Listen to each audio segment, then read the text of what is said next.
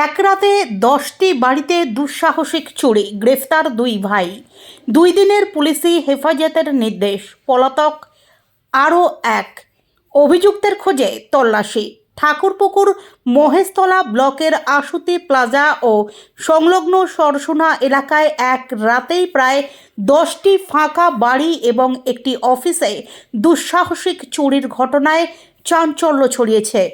তালা ভেঙে ঘরে ঢুকে নগদ টাকা, সোনার গয়না ও অন্যান্য মূল্যবান সামগ্রী লুঠের অভিযোগ উঠেছে দুষ্কৃতীদের বিরুদ্ধে। ঘটনায় আতঙ্কিত এলাকাবাসী। 11ই ফেব্রুয়ারি আশুতি কালীতলা থানায় লিখিত অভিযোগ দায়ের করা হয়।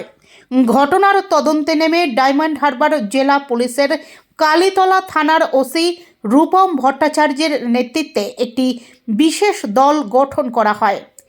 তদন্তকারীরা এলাকার সিসিটিভি ফুটেজ খতিয়ে দেখে সন্দেহভাজনদের শনাক্ত করেন। পরে গোপন সূত্রে খবর পেয়ে সরিষা এলাকা থেকে একই পরিবারের 2 ভাই কচি মিস্ত্রি ও ছোট্ট মিস্ত্রিকে গ্রেফতার করা হয়।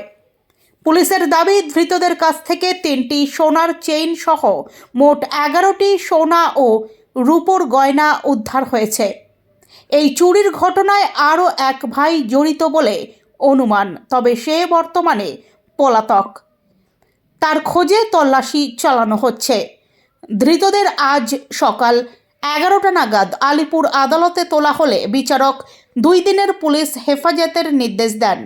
ধৃতদের জিজ্ঞাসাবাদ করে চুরি যাওয়া বাকি সামগ্রী উদ্ধারের চেষ্টা চালাচ্ছে প্রশাসন।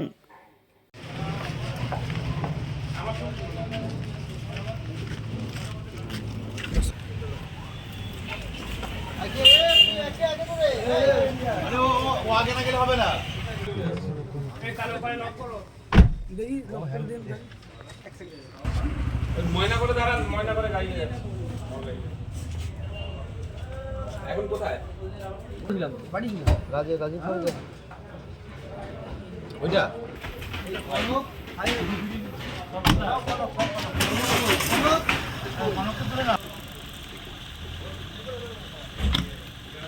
বেরো